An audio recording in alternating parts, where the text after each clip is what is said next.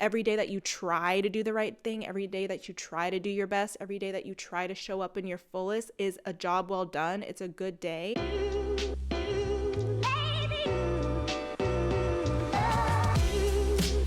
Welcome to another episode of Goode Soil. Usually I just dive right into questions, but today I really wanted to talk about something I saw this week that has me shook.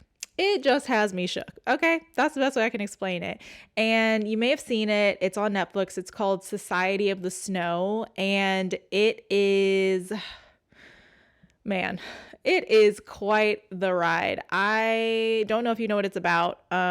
I'm still processing what it's about, but basically this rugby team, they're from Uruguay, and they take a trip on a plane, and said plane crashes in the Andes Mountains, and they have to literally survive in the snow-covered Andes Mountains for pretty much 2 months.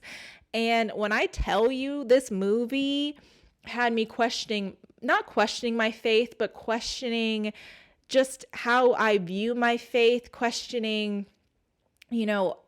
gratitude, and thinking about sacrifice and all of the themes that the movie, perseverance, the human resilience, like so many things this movie touches on. And I will say one thing, like if I'm going through something, if I am in the process of something and I feel like it's hard and I'm struggling, I'm going to think about this movie and think about what these men and women went through to survive, all of the things that they had to do to survive. And I'm gonna be like, you know what? It's not that bad. I'm gonna be okay. I'm gonna make it through it. So I highly recommend you watch that movie. It is grueling. It is a tough watch for sure. And it is long, and it needs to be long in order for you to fully get and understand what these people went through, how they had to survive. And also it makes the payoff in the end so much richer and more moving to know that they made it. So definitely watch Society of the Snow. And I would love, if you've already seen it, I'd love to hear what your thoughts are about it.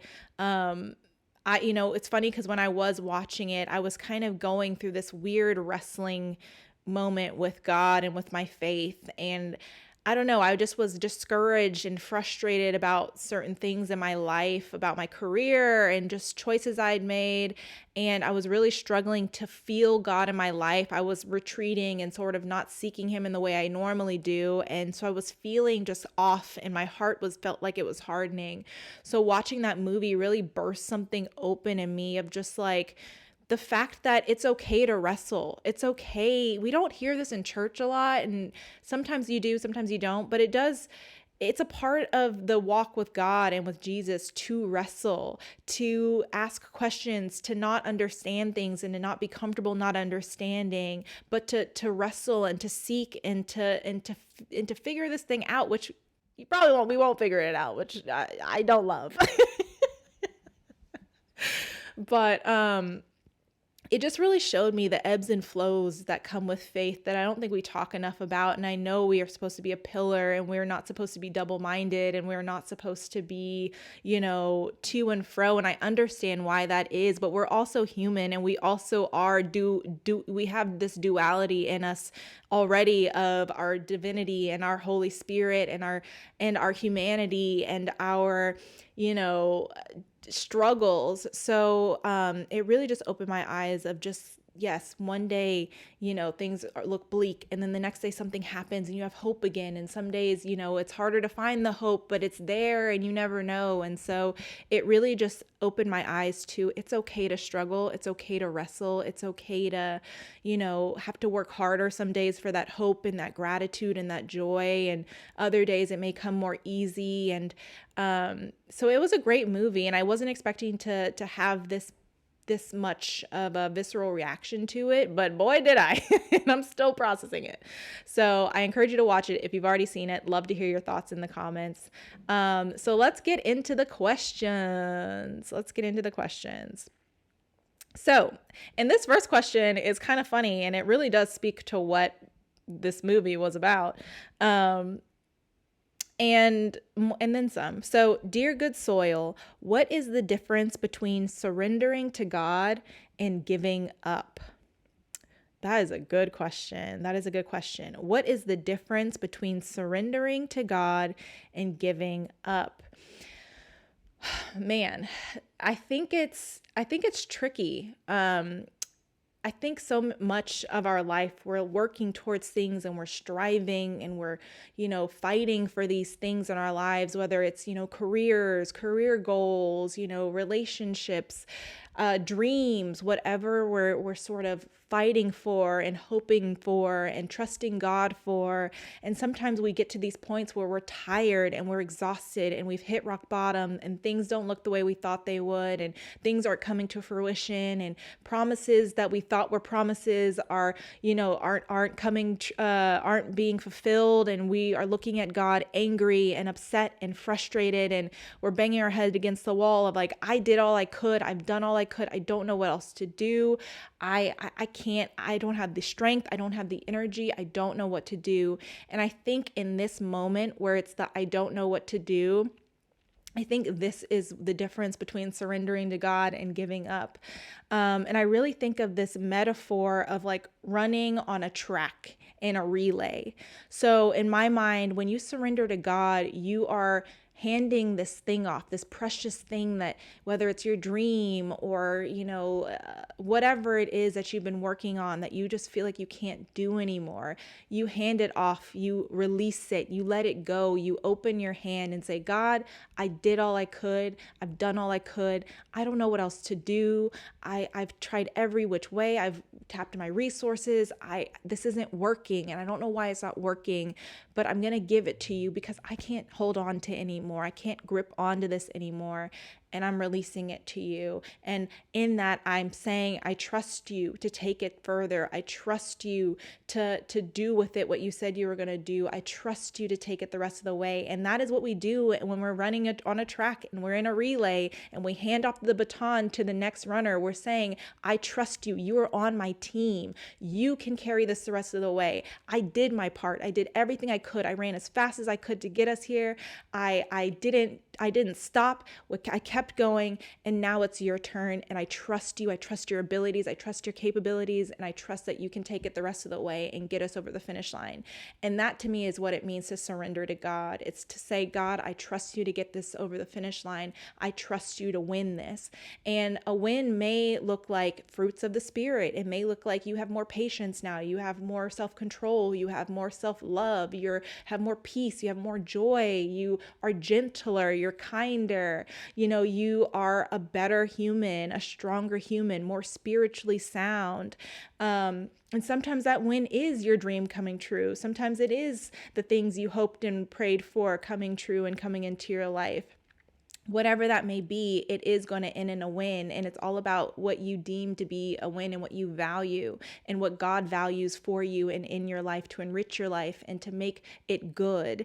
And when it comes to giving up, I look at the same metaphor of, if you're running your leg, you have the baton, you can't stop in the middle of your race. You can't check out. You can't say, this is too hard. The girl I have to pass it off or the guy I have to pass it off to is too far. I'm going to stop right here. I'm going to walk off the track. I'm going to grab my things. I'm going to head home.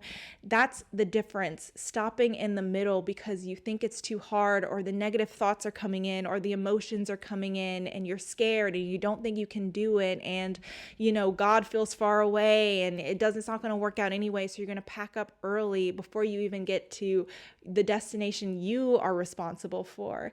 And so giving up, I think, comes with these feelings of, when we surrender, I often feel personally in my experience, this sense of peace, this sense of relief, even though it may be hard to let it go.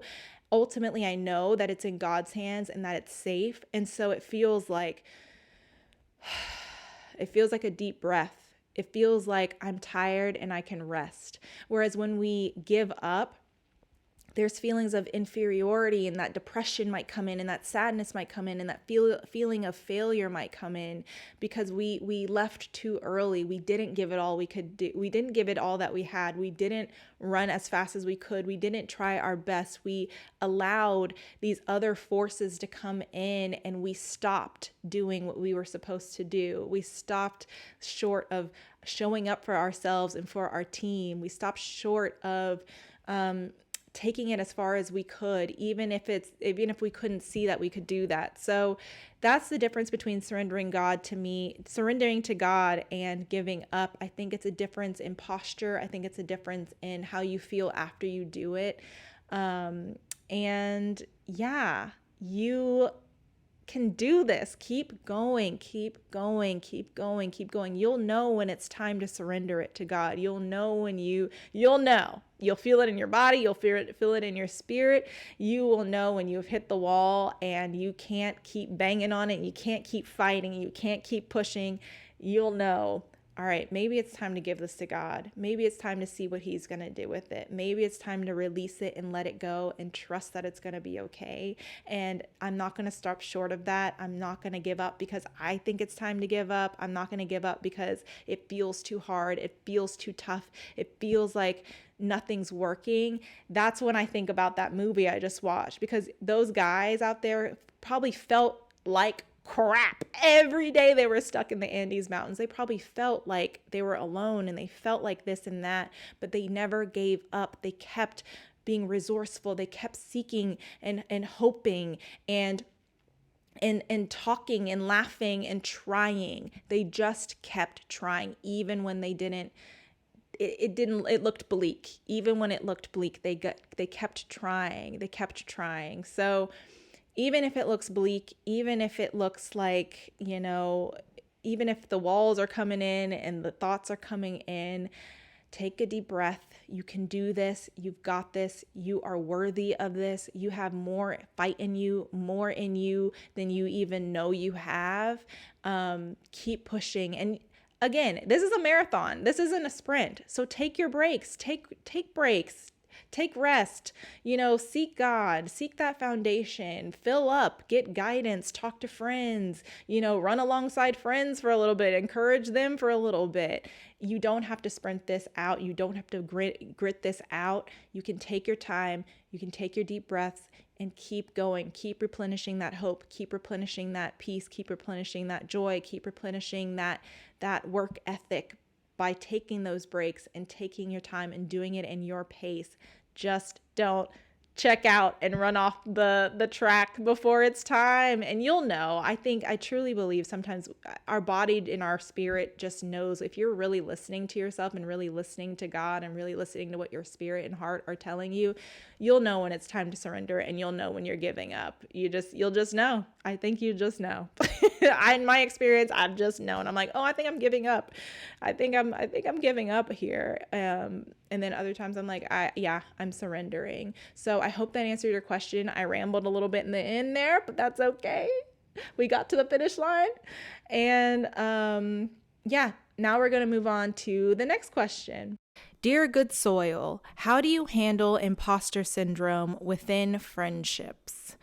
Ooh, that is a tricky one. And I also want to say I'm sorry if you are experiencing this right now. I have definitely been in your position. I've definitely felt imposter syndrome amongst my friends, and it's a really difficult thing to deal with, especially because friendships are supposed to be safe spaces, places where we can be vulnerable and open and, feel love and be ourselves. And when we start experiencing imposter syndrome, it can really be like a toxin, like a poison that comes in and sort of corrupts what otherwise would be a really, safe environment for us. So I empathize, I sympathize, and I completely know what that feels like. The good news is that there's hope. There's always hope. So imposter syndrome is layered. But at the end of the day, it really is the idea that no matter how hard you try, no matter how good you are, no matter how hard you work, no matter how much external success you might have, internally, you just don't feel like you deserve it. You don't feel like you are worthy of, anything good. You don't feel like you're worthy of what comes with doing a good job, with being a good steward of something. And it's really just an indication of low self-esteem. It's a symptom of low self-esteem. And there are some times where we do go into spaces and places where we aren't, we don't feel qualified, and we're like, this is my first time here and I don't know what's going on. And that's fair. We all experience that. We all, have been in places where we're like, I don't know how I got here. I don't even know. I got off at the wrong stop. I'm here, but I don't feel like I'm supposed to be here. Everyone else is better than me and more qualified and more this and that. It's a normal feeling. We are always going to be in spaces, and kind of the goal in life is to be in spaces where we have to grow into them and go into them and grow into them and stretch and flex new muscles that we didn't even know we had sometimes. Oh my gosh, can I even talk? So there are layers to imposter syndrome where it's like, it's normal, and yes, we feel these things, but it can also be really detrimental and hard to deal with, especially when it's in our friendships. So the best advice I have to handle it when it's in specifically a friend group is you're going to have to coach yourself through it. No matter what's going on outside of you, what you feel on the inside is unfortunately an area for you to grow. It's not a you issue, it's not a you problem, but it's definitely a symptom of maybe some past trauma, maybe some, old wounds cropping back up. It's definitely an opportunity for you to explore and reflect what's going on inside of you, so that what's going on inside of you doesn't infect what's going on outside of you, which is your friendship. So the best way to handle it is to coach yourself through it. You're going to feel jealous. You're going to feel envy. You're going to feel like everyone else is doing a better job than you. You're going to feel like you want to shrink and retreat and hide, and that you don't deserve to be there. You're not worthy to be there. But ultimately you do. Ultimately, if these are your friends, they chose you just like you chose them. So you weren't just this, stray dog that they were like, sure, come on, whatever, come on, we need a laugh. You're supposed to be where you are. Otherwise you wouldn't be there. So it's a matter of checking yourself every day when those feelings crop up, which they do, and they will, and they might. Instead of beating yourself up about it, and instead of feeling like you need to remove yourself from the situation, learn how to be in the space, learn how to navigate those feelings. If I'm feeling jealous and I'm looking at someone and I'm like, oh, she's doing this, like she's doing so well and I hate her for it. And like, I just have this feeling of I want to sabotage her because I feel less than and I don't feel like I'm supposed to be here. Talk to yourself. Really say, you know what? I understand you're feeling this, and this is happening on the inside of you. I understand you're feeling this, and I understand that things are happening, but just breathe through it. We can't sabotage her. She is our friend. We love her. How can we take the next step in love? And sometimes that's complimenting someone. And some people might say like, oh, well, that's fake. Like if you aren't feeling that, you shouldn't compliment people. And I personally believe that the best way to counter people pleasing, perfectionism, imposter syndrome is to try to be better. Like if it feels better to your imposter syndrome, to your fear, to your agony, to your suffering, to sabotage that person, you know what you're going to do? You're not going to sabotage them. You're going to fight against that, and you're going to compliment them. You're going to tell them that they're doing a good job. You're going to do the thing that even though you don't feel it, you're going to speak it into existence. And the more you do that, the more you do that, the more you do that, the more you practice that, it will become a feeling. We think that if we don't feel something, it's not true. That's not true. the fact that you're trying to be better, the fact that you're trying to go against the grain of the pain in your body, that is how you grow. That is how you continue to spread love even though you're suffering. That is how you continue to lift people up even in the midst of your struggle, because ultimately you want someone to do the same for you. You want someone to be able to uplift you and not tear you down if they're experiencing those feelings. And the best way we do that is to fight against the feelings and to do the next best thing, which is to surprise ourselves and to do the right thing and to do the good thing and to do the human thing, and to uplift. And you do not have to suffer alone. If these people are your friends, then tell them, I'm kind of experiencing this. I feel like I'm imposter syndrome around you guys. I feel like you guys are so X, Y, and Z. You guys are great communicators. You guys have so many friends. You have great work ethic. And sometimes I just feel like I don't belong here. Be vulnerable. If these are your people, if this is your safe space, be vulnerable. Open your mouth, communicate. That just takes the relationship to another level. And I guarantee 9 times out of 10, someone else in that friend group or all of the friend group will say, oh my gosh, I felt the same way. Or like, I have imposter syndrome all the time. And they may even point to you and say like, you make me feel, or not you make me feel, because no one can really make us feel, but looking at you, how creative you are, how you said that thing the other day, how good you are with words, whatever, someone might point out something about you that they really admire and that makes them have imposter syndrome. And when we open up the sort of the line of communication, then the friendship can grow and blossom from what otherwise would be this thing that you're singularly suffering with, and that that's tainting a relationship that could be really beneficial to you. So yes, it's difficult. No, the feelings aren't going to just go away overnight. That is a process, and it's the same process that's going to come with you learning and believing and knowing that you are worthy and that you are good and that you deserve good things and that you work hard and you do every day that you try to do the right thing, every day that you try to do your best, every day that you try to show up in your fullest is a job well done. It's a good day. So again, take this information, take what's going on inside of your body. And it may not even be your friends that you talk to this about with you. Maybe it's a therapist. Maybe it's time to see a therapist. Maybe it's time to really address the core issue of maybe you have an inferiority complex. Maybe it's your lack mentality cropping up. Maybe it's something that you really need to nip in the bud, because imposter syndrome is just one symptom of a core, issue that you might be dealing with that will show its head in different areas, in romantic relationships, with family and job interviews. So really use this as information. Take it to the right place where you feel safe, whether that's a therapist or a life coach or your friend group that you're experiencing this with, or another friend group who can maybe help you, balance ideas, brothers, sisters, parents, whatever. Go to your trusted sources and talk it out, because one thing that I've always done, which I do not recommend, is suffering in silence and suffering alone, and chin up and grit your teeth and bear it and just suffer through it. It's important to, yes, this is a singular work you have to do. Yes, this is your work. This is your journey, but you don't have to do it alone. And I guarantee it will really help to hear the stories of other people around you who have also experienced imposter syndrome, because everyone has.